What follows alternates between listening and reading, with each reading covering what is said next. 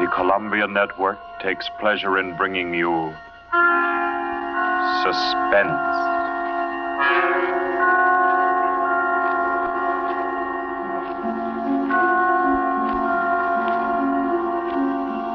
Suspense. Stories from the world's great literature of pure excitement.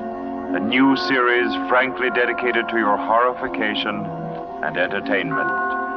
Week by week, from the pick of new material, from the pages of best-selling novels, from the theater of Broadway and London, and the sound stages of Hollywood, will parade the most remarkable figures ever known. CBS gives you Suspense.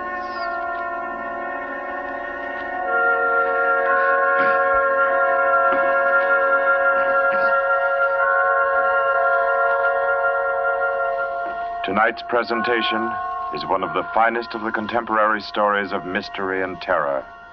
John Dickson Carr's famous novel, The Burning Court.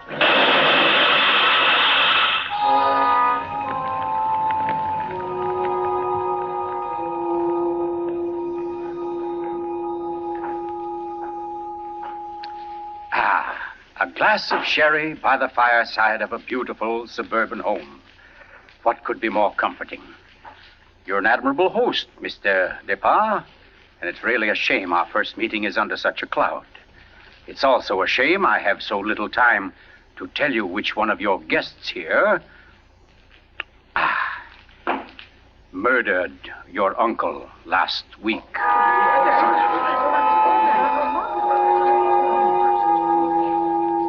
Now, let's see now. I believe we're all here.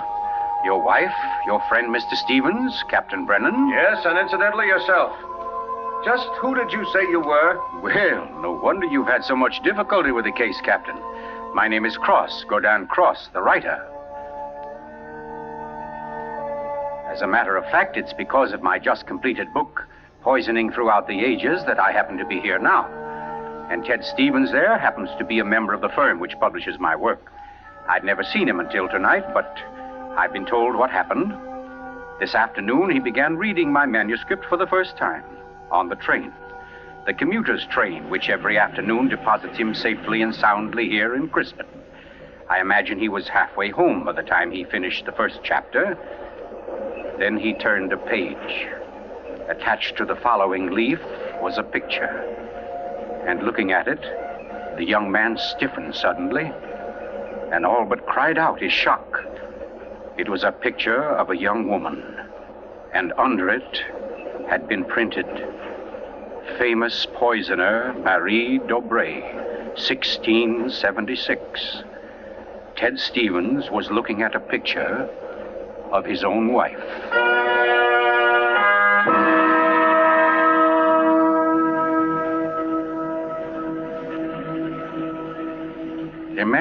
Imagine his 25-year-old wife in 17th-century costume. The face, the features, even a wistfulness of expression were identical. Even the name. Dobré was his wife's maiden name. But no, that was ridiculous. This woman in the picture was, well, one of his wife's ancestors. Yes, that was it. Simply an amazing family resemblance. Marie would be waiting for him at the station, and he'd have to tell her about it. He wondered why, however, she'd never told him about. Oh, well, but you don't discuss such an ancestor, do you? Ted Stevens glanced down at the chapter to which the picture had been attached. It was entitled, The Affair of the Non-Dead Woman.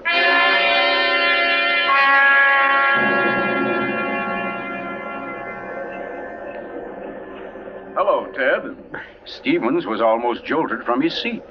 It was Dr. Weldon, professor of English at the college, an old friend of his. Quickly, he thrust the picture beneath the manuscript and moved over. Hi, I didn't see you, Doc.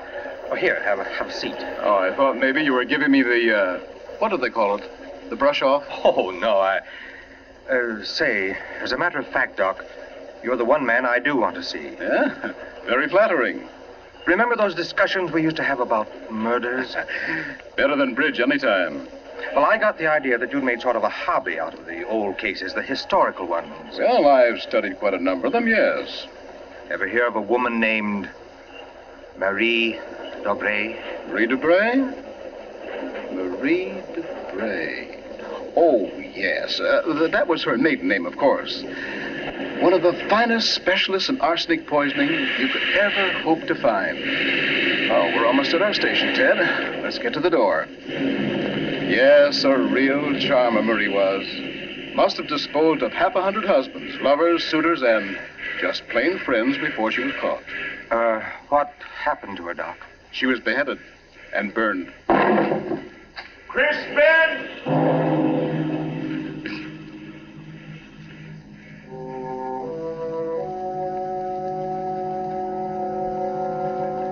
Oh, absurd, laughable. Ted Stevens kept saying this to himself, and yet what he knew was a foolish dread followed him straight through the small suburban station and clung to him as he reached the street.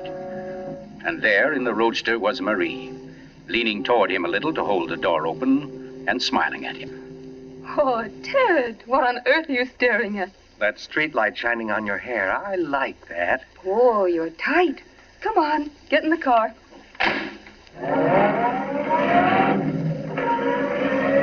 Then, like a wisp of smoke, it was gone. The whole ridiculous fear, the delusion.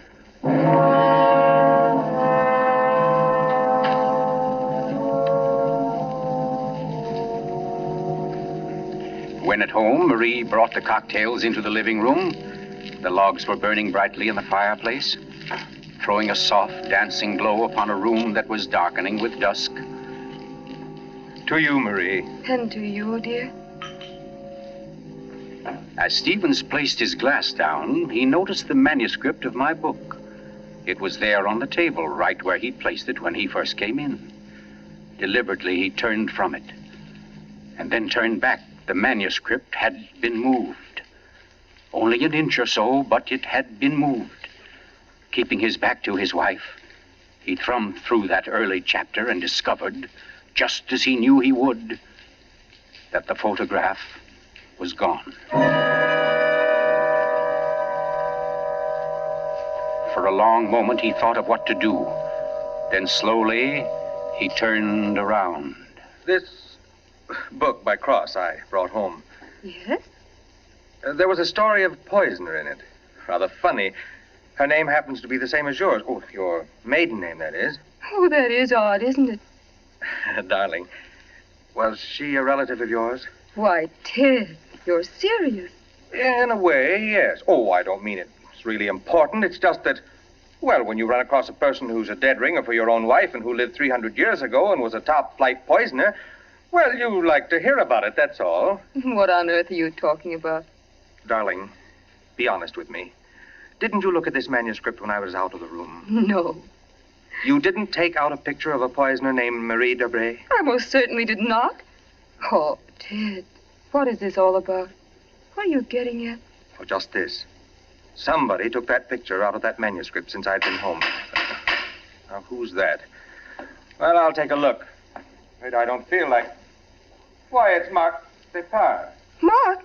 Ted, wait a second. Yes? Ted, whatever it is he wants, promise you won't do it. Promise I won't do I it? mean, promise you won't get yourself involved. Please, Ted, don't go out tonight. Say, what in the world is... Well, anyway, we can't let him stay outside. Mark, how are you? Come on in. Thanks, Ted. Just thinking about giving you a call later. Oh, let me have your hat. Oh, thanks. Marie, I hope you'll excuse me for popping in like this, but, well, I wanted to talk to Ted. It's rather important. Oh, I don't mind at all. Come on, Mark. We'll step into the library. Oh, you mind, dear? Of course not, Ted. I'll be making the sandwiches for her. Oh, grab that chair in the corner, Mark. Well, let's hear it. What's the trouble? Ted, my Uncle Miles was murdered. Murdered? Oh, the talk hasn't reached you yet, but it's already started. Nothing definite, of course, just that there was something wrong about Uncle Miles' death. But I don't... Mark, are you sure of this? You know he was murdered? I don't know. Of course I don't. I just don't see how it could be any other way. Uncle Miles, you know, had been sick for quite a while, but last Saturday he seemed so much better that Miss Corbett, that was his nurse, decided to take the day off. And, oh, you know all this. You and Marie were over that afternoon. Anyway, Lucy and I went to the club that night, to that masquerade party, and... we left the old boy completely alone. I've cursed myself 1,000 times since. But what about your housekeeper, Mrs., what's her name? Henderson. Wasn't she around? Oh, sure. In that little house out in back. We told her to look in now and then, but, well, that wasn't good enough. It was after midnight when Lucy and I got back. Uncle Miles was dying. Ted, it looked exactly like one of his regular attacks. But then later, after he was gone, I happened to glance under the chest of drawers in his room. There was a small silver cup under there, almost drained, and Uncle Miles' cat. The cat was still warm, but quite dead. Oh. I managed to get the cat out of the house and buried without anyone seeing me. Next day, I had the contents of the cup analyzed. It was poison? Yes. Arsenic. Well, what do you want me to do? Help me open the crypt. What? I want to have a private autopsy performed. Help me get Uncle Miles' body out of that vault. Oh, I know it's a tough job. The thing is sealed solid, but we can do it. You mean without the police knowing about it? Without anybody knowing about it. Mrs. Henderson's visiting her sister, and I managed to send Lucy over to the club. You must be crazy. You're playing with dynamite, Mark. This is something you've got to tell the police now. I can't take that chance. But they'll have to know sometime. You're only I've delaying... got to know first, I tell you. You don't understand, Ted. There was somebody in Uncle Miles' room that night, handing him something in a silver cup. Mrs. Henderson was on the porch by the window. She saw her. She saw her? Ted. She thinks it was my wife. Oh, Lucy. It doesn't mean anything to Mrs. Henderson yet, because she doesn't suspect anything, but, well, Ted, you've got to see why I've got to be sure, why I've got to know how Uncle Miles died. Because it wasn't Lucy, Ted. I know it wasn't. Of course not, Mark. She had an alibi. Well, she was with you at the club, wasn't she? Yes. Except for half an hour. I see. You'll help me, won't you, Ted? When do we start? As soon as you can make it. Okay. Come on now. I'll get your hat. You trot on ahead, and I'll come over as soon as I can see Marie. You're not going to tell her about this. Of course not. I'll think of something. Don't you worry about it. No, thanks, Ted. Thanks a lot. Marie? I'm coming. Darling, Mark asked me to... I know, Ted. Here. You better take these sandwiches with you. You'll be hungry. But you knew I was going out? Yes, I knew. You listened to us? I couldn't help it, Ted. I had an idea what Mark's visit was about. The talk about his uncle's death. There's a lot of gossip about it in the village. That's why I tried to tell you. Why I didn't want you to get mixed up in it. But it's too late now, isn't it? I mean, you're going. I can tell by the way you look. Ted, wait a second. There's just one thing I want to tell you before you leave. And that is that no matter what happens, no matter what you find or think or believe, I love you. You'll remember that, won't you? I'll remember you said so, Marie.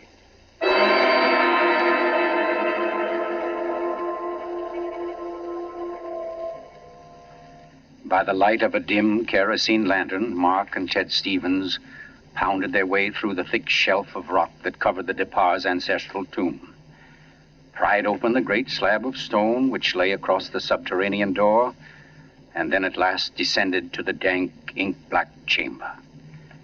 They found the coffin. They dragged it from its crypt and placed it on the cold stone floor. They unclamped the lid and opened it. Mark, it's empty. What? That's impossible. It can't be. But it is, Mark. You know what this means? That body wasn't in this coffin when it was placed here. I'll swear it was, Ted. From the time that coffin was closed on Uncle Miles, somebody, the undertaker or Lucy or me, somebody was with it until it was buried. And the crypt was sealed right after. Then somebody beat us to it. Somebody's broken in here ahead of us. Broken in? Listen, Ted. Lucy and I have hardly left the house since the funeral. Do you think anybody could break in here, smash through that stone and cement without our seeing them or without our hearing them? Well... What? Well, you might as well come on out then. What? Who was that? Me, Mr. Depard, up here. My name's Captain Brennan. I'm from the office of the Commissioner of Police. From the... Like to talk to you if you don't mind, Mr. Depard. Here, follow my flashlight up. But I don't understand. How did you... How did you know about this? By listening, mainly. You mind if we go up to your house, Mr. Depar? Why, no. Not at all. Oh, thank you. Oh, Freddie. Look here, Captain. Freddie, this is Mr. Depar, Lieutenant Gray. Glad to know you, Mr. Depar. And Mr. Ted Stevens, isn't it? Well, how did you know my name? Very simple. I got the names of everybody who was here at the Depars the day the old man died. You and your wife were included. Oh, here we are. But I don't...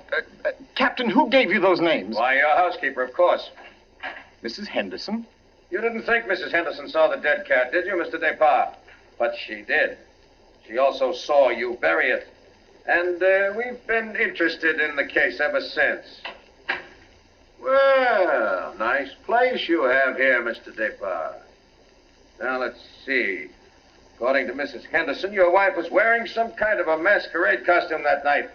What kind of a thing was it? Well, it was... Oh, there, you can see it. It was copied from the dress in that old painting over there. Oh, yes. Funny. Where's the woman's face? It's always been that way, long as I can remember. Somebody must have thrown acid on it or something. Can't blame them much. She was a poisoner. A poisoner? Yes. The story goes that one of my ancestors was responsible for her execution. Marie Dobré, her name was. Oh, yes. I've read about her. Learned all the poison tricks from one of her lovers, guy by the name of Godin Saint Croix. Godin Saint... Oh, yes, Mr. Stevens. We cops read now and then. Did you say Godin Saint Croix? That's French. We call it cross. Absolutely no limit to a cop's education, is there? But to get back to your wife, Mr. Depar, she was dressed like the famous Marie. Now, when Mrs. Henderson looked through that window... Just a minute, Captain. Mrs. Henderson can't prove she saw a thing, and you know it. What do you mean? I mean you haven't any right to insinuate that my wife was in that room. Well, who's insinuating? I'm trying to say that Mrs. Henderson, after thinking it over, realizes she was tricked by the costume. The woman she saw in the funny clothes, handing the cup of poison to your uncle, wasn't your wife at all. What? Because your wife is an unusually tall young woman. And the one Mrs. Henderson saw was fully half a head shorter. More on the order, let's say, of Mr. Stevens' wife. My wife? Captain, this is absolutely ridiculous. Well, I don't know. Why, what's the matter, Mr. Stevens? You're trembling like a leaf. Tell me now, just for fun, where was Mrs. Stevens that night? She was home with me. The whole evening? Certainly. She retired early? Yes, we both did. You, I suppose, were sound asleep by midnight. Yes, I was. Then how do you know where your wife was? Well, Look here, Stevens. She had to have a costume that would match Mrs. Depar's. How did she manage that? Where did she get it? Well, she never had one. She never had a dress like that. And what about her motive? Why did she poison him? I don't know. Not for money, certainly. Then what was it? Hate? Did she hate Miles Depart? Yes, she did. No. Oh, I don't know. I don't know, I tell you. Brown? Yes, Freddie. I phoned and got hold of Mrs. Depart and the nurse, all right. That Mrs. Stevens, I couldn't reach her. Her phone won't answer. Okay, have her picked up. I'm going home. Stevens, come back here. I'm going to get my wife. Want me to stop him, Brennan? No, go.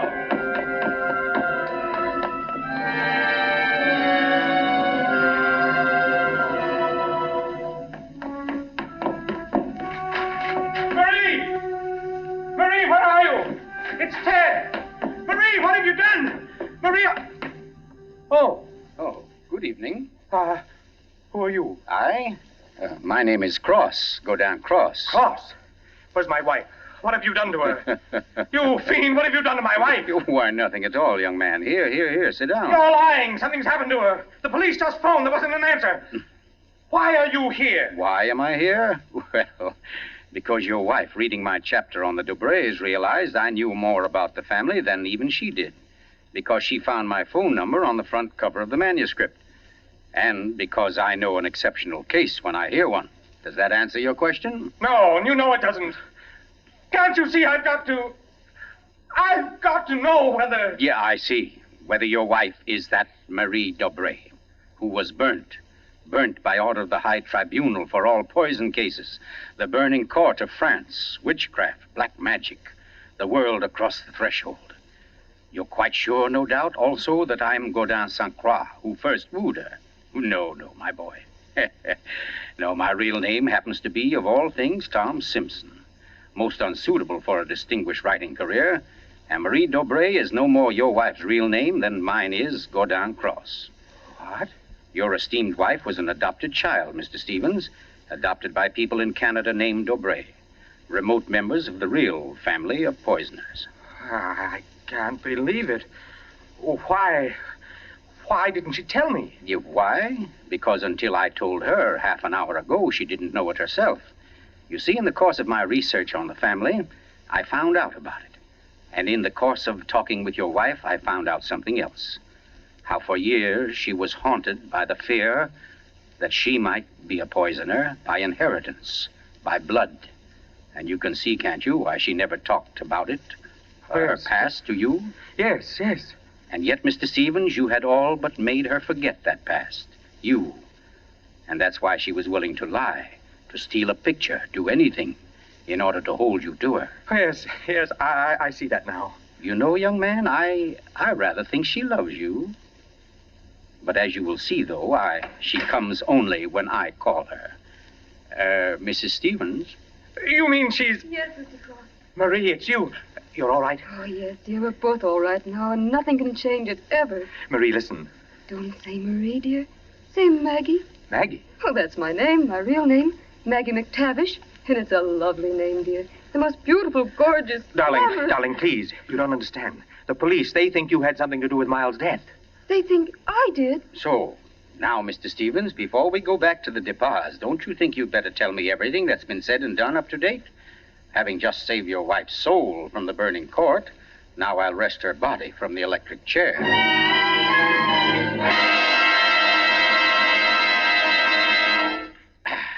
Yes, Mr. Depas, truly excellent sherry. Don't you think so, Miss Corbett? Yes, it's very nice. Well, that, ladies and gentlemen, is how I happen to be here. So let us consider first that supernatural hocus pocus in the crypt. That body that walked out of the sealed tomb. That body that never was in the tomb. Never was in the tomb. No, Mr. Depas. The murderer knew that very soon Mrs. Henderson's story would bring about an investigation. He had to get rid of the well-known corpus delicti. Yes, but who could have kept the body out of the tomb? Who, Mr. Depas? Why, you, sir. What? I don't understand. Well, it's very simple. You had the opportunity. I believe you said yourself you were alone with the body before the burial. And you had the strength. I dare say you carried it down to the furnace, where it's now probably nothing but ashes. Ridiculous. Why would he spend an hour smashing into a crypt for a body he knew wasn't there? Why, Captain? To impress Mr. Stevens, his witness. And also, apparently, you. Oh, that's perfectly fantastic. Fantastic. Oh, no, Lucy. Just comic. And I suppose, Mr. Cross, that I also put on a woman's masquerade costume, went into my uncle's room and handed him a nice cup of arsenic. No. That had to be done by a woman. Your accomplice, as matter of fact. Oh, now, come. You mustn't all look at Mrs. Depas, because Mark Depas' one noble act was his frantic effort to prevent his wife from being charged with the crime. A crime which he and Nurse Myra Corbett committed. Myra Corbett? Why, you... Yes, sir. Yes, Mr. Stevens, this quiet little lady beside me. Why would I do such a thing? Money, Miss Corbett. A cutout of Mark Depas' inheritance. Payments for services rendered. That's an absolute lie, Cross. You see, ladies and gentlemen, Captain Brennan never bothered to check Miss Corbett's whereabouts on the night of the murder. Why even think of the nurse? She was the custodian of the old man's health. Oh, you're crazy. And yet who but a nurse could so naturally offer the old man a cup? A cup he was sure contained medicine. You're making it up. The whole thing, you're just And making it who up. but Miss Corbett, living right here in this house, would know what kind of masquerade dress she must copy, would know when Mrs. Henderson would pass the window that night, pass and see her, and accept her, she hoped, for Lucy Depas. No, that's not true. Oh, I didn't yes, do Miss it. Corbett. Yes, I Miss didn't Corbett, do that it. dress I tell was the you, touch I that didn't wrecked do you. it. That was your own idea, wasn't it? Not Mark's. You weren't content with a mere murderer's share of the profits. You wanted a wife's share, half of the whole estate. You wanted Lucy Depas convicted and out of the way for good. Well, I give you a toast, Miss Corbett, with Mr. Depas' excellent sherry, to a particularly ruthless poisoner. And yet, you know, on the whole, I'm rather partial to female poisoners. Why, only tonight I...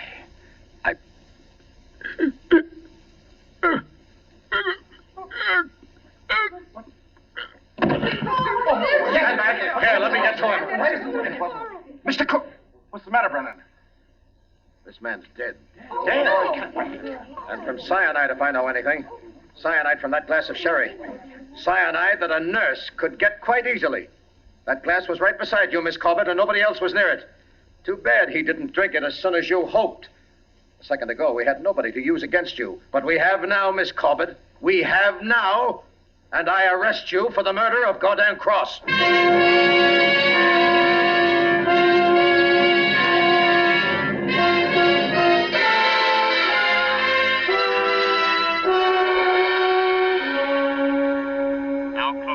Months ago that the prominent author was murdered, and tonight Myra Corbett pays with her life for that crime.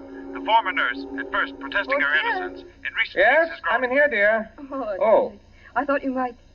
Oh, what did you cut it off for? Huh? What do you mean? The radio. Oh, yeah, well, I thought you wanted to talk. Oh, Ted, don't you think I know you better than that? What was on the radio? Well, there wasn't any...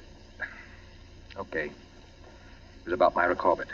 She goes to the chair tonight. Oh, I didn't think you wanted to be reminded. I don't really. But making such an effort to hide it only keeps it alive, doesn't it? All right, darling. Know what I came in to ask? If you wanted a cocktail before dinner? The largest one you've got. Fine. I'll get out the ice cube. I know. If I'll fix up the fire. Okay, Maria, a deal. Where are some papers to start it? Right there by the bookcase. And the name's not Marie. It's Maggie. Because, darling, Marie's dead and gone forever.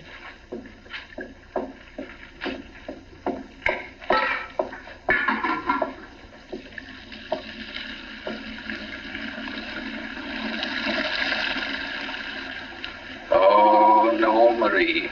We're never dead. Neither of us. It was your hand that touched that glass. I know that now. And I could return the favor. But instead, I shall ask that you dispatch your husband.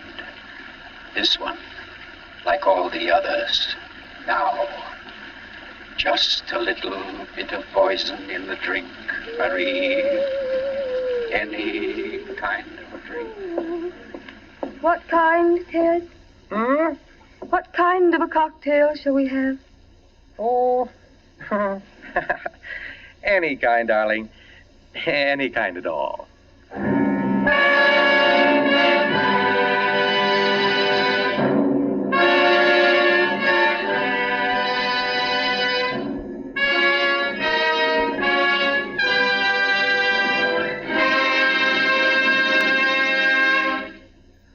You've just heard The Burning Court from John Dickson Carr's famous novel, the first in Columbia's new series of outstanding classics and chills by world-famous authors. Tonight's play, ladies and gentlemen, has one rather special significance we think you'd like to know about. As you perhaps have heard, every fine comedian is said to cherish a secret desire to do an abrupt about-face.